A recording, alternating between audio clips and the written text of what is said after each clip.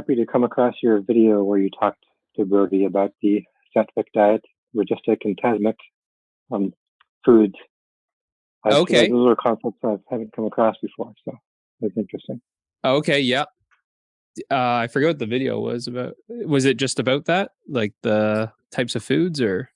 I believe it was about laziness, and then you mentioned food and Oh, how right. limited. Right. Yeah. Yeah. Well, we can talk about that here while people kind of trickle in. But hey Brody, you're outside, eh? Nice. Let's see here. So there's essentially, so if you think of everything as universal energy, there's kind of three aspects, or you could say the ways that the universal energy is expressed, or you could say the way that this energy plays. And so the three ways are tamasic, registic, and then sattvic. And these are the three expressions of the one universal energy. And when we talk about food, so this can be anything. This could be like those energies are at play all the time. When we talk about food, there's certain foods that are going to be, you could classify them as more tamasic foods. These type of foods are going to feel like very heavy.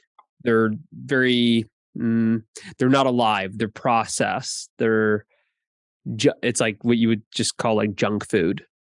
A lot of foods that are like deep fried, even like if they're like cooked on a barbecue, like over like charcoaled, kind of like it's like the black charcoal kind of thing.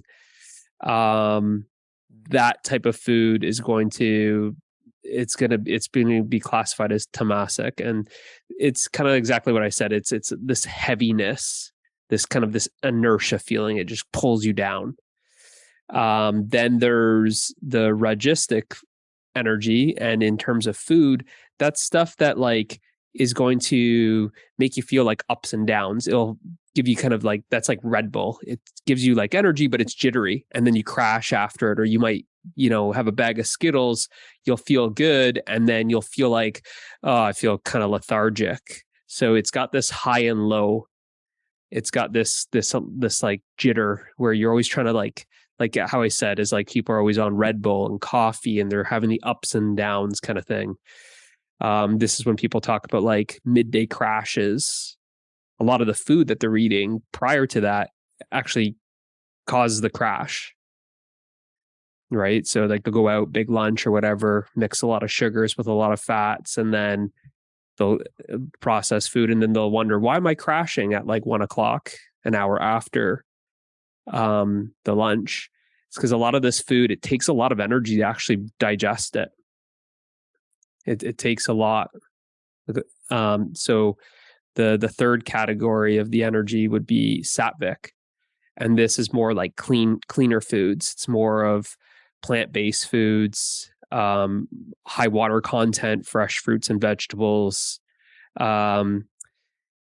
To people that are on like that other stuff, like the greasy junk food, the really high sweet, high fat, this in terms to their taste buds, they would say, it's kind of bland. It's kind of missing some of the sugar. Where's the fat? Where's all that stuff, right? I need a lot of dressing to put on all of this vegetables, or I want to just cover it all in butter, something, or can I just add way more salt or something like that? It just, to their taste buds, it kind of feels like that. But there is a transition where if you do switch to those type of foods, you start noticing that, oh, wow, like mentally you're clear. Mentally, you're more stable. Energetically, you're lighter. Energetically, you're more stable. You don't, if you're used to the ups and downs, then you're not having these ups and downs.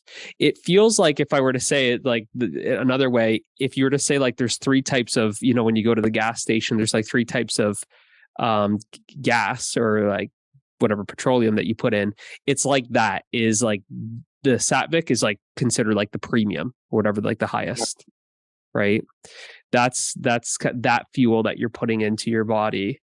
is considered more premium. And that's just like you asked what is all that kind of those kind of three categories in terms of food. But you can say that this play of energy is not just with food.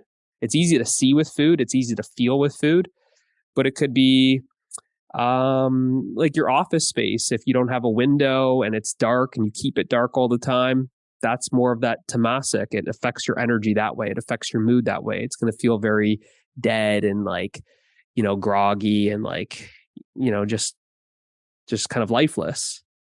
Right. But if you bring in some plants and you've got some sunshine, it's more sattvic. It's more supporting life. Right. So it's easy to see with the foods, and it's cool to experiment. Like I said, it's not something you have to believe in. You just have to try it out. You have to experiment with it. A lot of people they're just afraid to let go of a lot of the food that they're holding on to. There's a lot of like beliefs.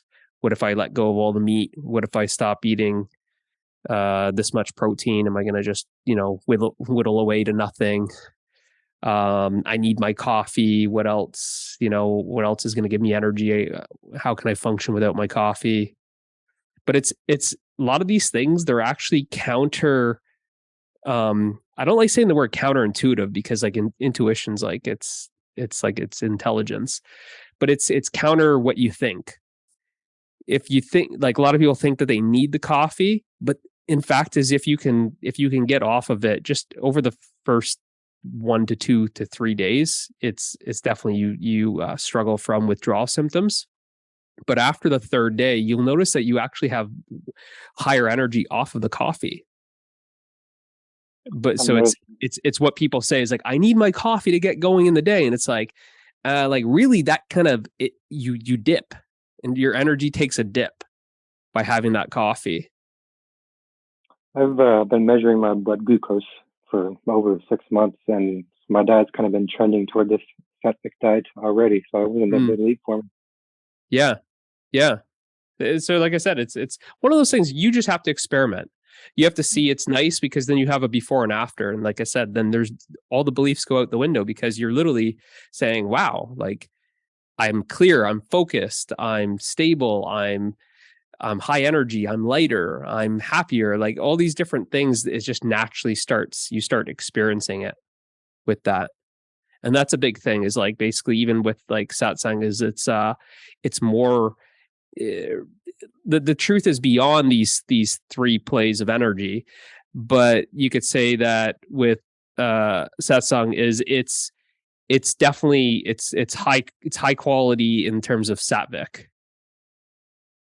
It starts changing your energy. That's where you notice that you calm down, you're mentally more clear, there's less thoughts, there's less that grogginess.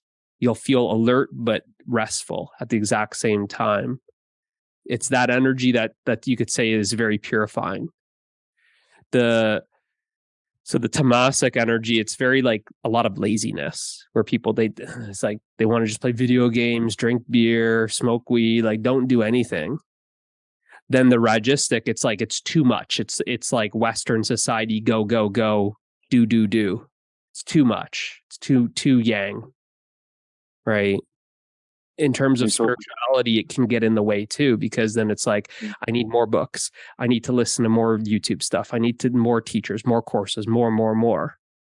It's just this restlessness. You're not restful. You're restless. And that's the activity of the mind. And what happens is we get so used to that. If we identify with that energy, you get so used to that. It feels like if you're not going, then you're going to die. Essentially, people get so identified with that where, you can hear this like in business culture. It's like, I'm a high achiever. I'm a goal getter. I'm a producer, right? Like that's the type of kind of that type of talk in society where you become so identified with the activity. And then when you meet someone like me, it's like, hey, chill out. We're all going to get there at the same time kind of thing. Like there's no rush that everyone's seen as like some finish line to reach, right? It's like, then it's like, that's lazy. You're not motivated. You're lazy.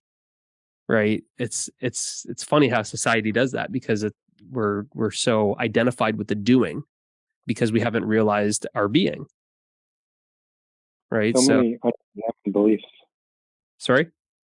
So many unexamined beliefs in society. Yeah, yeah, yeah, exactly. And that's what makes it kind of tricky, like to see it all. And but it's, you, if I ask you, hey, did you program your mind? Did you? I Did don't did know. you actually program it or no? So who Not programmed a it? thing. Everything. Everything, right? School, your parents, your grandparents, society, culture, religion. Right now, did they program it? Did they program your mind to be happy? Oh, definitely not. Definitely not. Are people going to school learning how to be happy? No. What are they going to school to be? Productive, right? Society has no use for someone like me. Not I'm yet. happy. I'm happy. Society only has use for like miserable people that are searching for happiness, that are buying into this lie that something like a job can make you happy, something like a marriage can make you happy, something like, I don't know, whatever it is, like getting your 10 things on your to-do list all crossed off can make you happy. That's the dream that everyone's been sold. What do they call it? Living the dream. What are people saying? Like, oh, how's it going? Oh, living the dream. And you look at them and they look kind of miserable, and they're just BSing you, right? That's kind of, but it's because we don't investigate this stuff. We don't actually investigate it. And when everyone around you is kind of reflecting that, it's like being in a house of mirrors. You never really look at it. People are afraid to question, because then you start like, you're now the rebel.